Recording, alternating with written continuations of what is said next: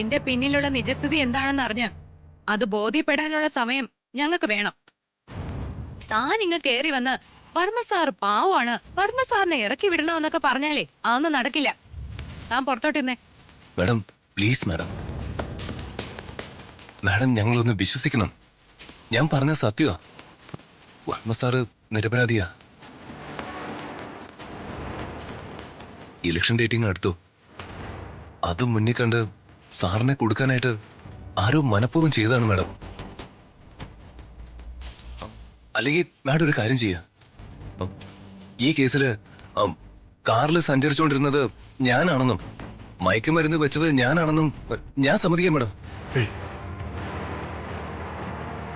വർമ്മ സാറിന്റെ തലയിൽ നിന്നും ഈ കേസ് എങ്ങനെയെങ്കിലും ഊരി തരണം മാഡം.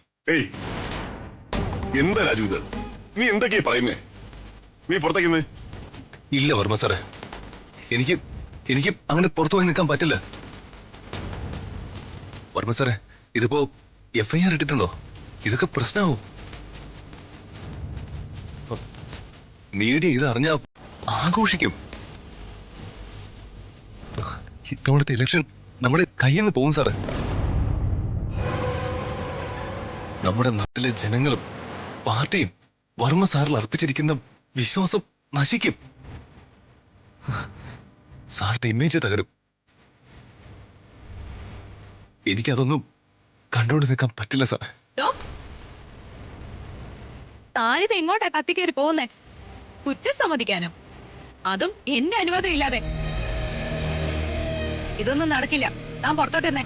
മാഡം പ്ലീസ് മാഡം, ഞാൻ റിക്വസ്റ്റ് ചെയ്യാം മാഡം. ഞാൻ മാഡത്തിന്റെ കാല് പിടിക്കാം.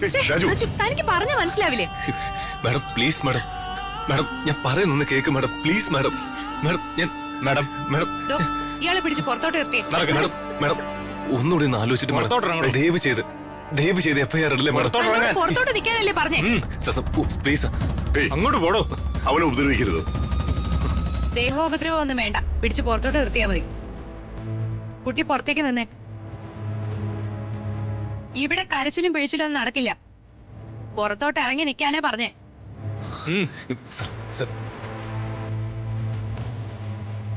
മാഡം നമുക്ക് പോവാം. വരും മാഡം.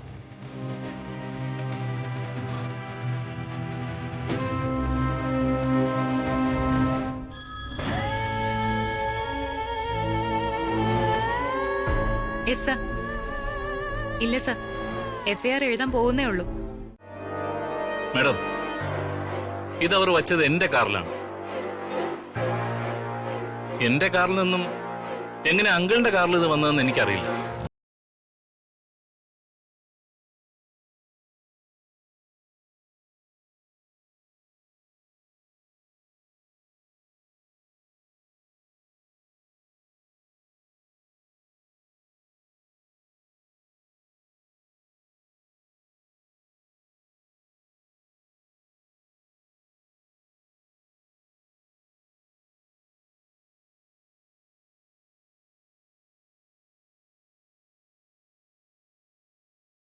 പോയി. Sorry sir. എനിക്ക് സാറിനോട് കുറച്ച് മോശമായി സംസാരിക്കേണ്ടി വന്നു. എനിക്കിപ്പം ബോധ്യേ.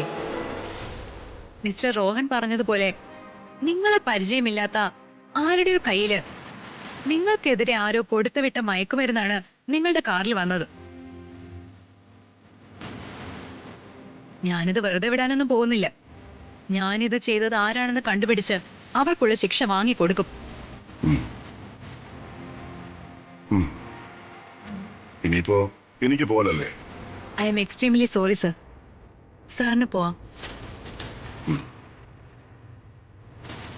Thank you Rohan. Thank you so much. അയ്യോ, എന്താ അങ്കിളെ? അങ്കിൾ ഇങ്ങനെ വലിയ വാക്കുകളൊന്നും പറയരുത്. ഞാൻ ശരിക്കും വരാൻ കുറച്ച് വൈകിപ്പോയി. ഞാൻ കുറച്ചുകൂടെ മുമ്പ് വന്നിരുന്നെങ്കിൽ അങ്കിളിന് ഇവരുടെ മുന്നിൽ നിന്ന് ഇവര് പറയുന്നൊന്നും കേൾക്കേണ്ടി വരില്ല.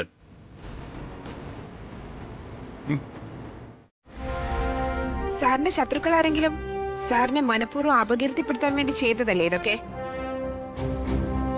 സാറിന്റെ ശത്രുക്കൾ ഇലക്ഷൻ മുന്നിൽ കണ്ട് സാറിനെതിരെ ഇറക്കിയ നാണം കെട്ട ഒരു നമ്പർ ആയിരുന്നില്ലേ ഇത്?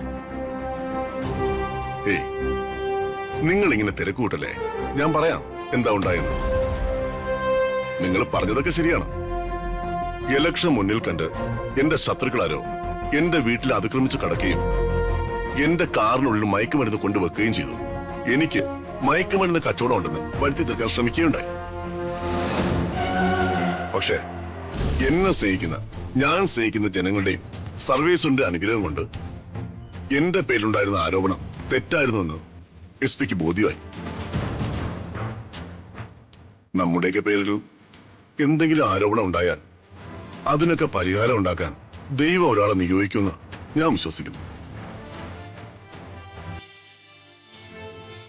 എന്റെ പേരിലുള്ള ഈ ആരോപണം കെട്ടിച്ചമച്ചതാണെന്ന് തെളിയിക്കാനായി ദൈവം എനിക്കായി നിയോഗിച്ച ആളാ ഈ നിൽക്കുന്ന റോഹൻ. ഈ ചെറുപ്പക്കാരൻ എന്റെ ഫ്രണ്ട് സോമരാജന്റെ അനിയന്റെ മകനാ. റോഹൻ ഇന്ന് വീട്ടിലുണ്ടായിരുന്നതുകൊണ്ടും അവന്റെ സമയോചിതമായ ഇടപെടലും കൊണ്ടാണ് എനിക്കിപ്പോ പുറത്തു വരാൻ കഴിഞ്ഞത്. ഊർജ്ജസ്വലരായ ഇങ്ങനെയുള്ള ചെറുപ്പക്കാർ എന്റെ കൂടെ ഉള്ളപ്പോ എന്നെ അടിയോടെ ഇല്ലാതാക്കാൻ ശ്രമിക്കുന്നവർക്ക് എന്നെ തൊടാൻ പോയിട്ട് എന്റെ രോമത്തെ പോലും തൊടാൻ പറ്റില്ല. ഇനിയും ഇങ്ങനെയുള്ള പ്രവർത്തനങ്ങളുമായി എന്റെ പിന്നാലെ വന്ന് എന്നെ അപകീർത്തിപ്പെടുത്താനാണ് ശ്രമം ഉണ്ടാവുന്നെങ്കിൽ അത് ആരാണെന്ന് കണ്ടുപിടിച്ച് അവർക്കുള്ള തക്കവരുടെ ശിക്ഷ ഞാൻ നൽകുന്നതായിരിക്കും. ഇത് നിങ്ങളോട് ഞാൻ തുറന്നു പറയുക.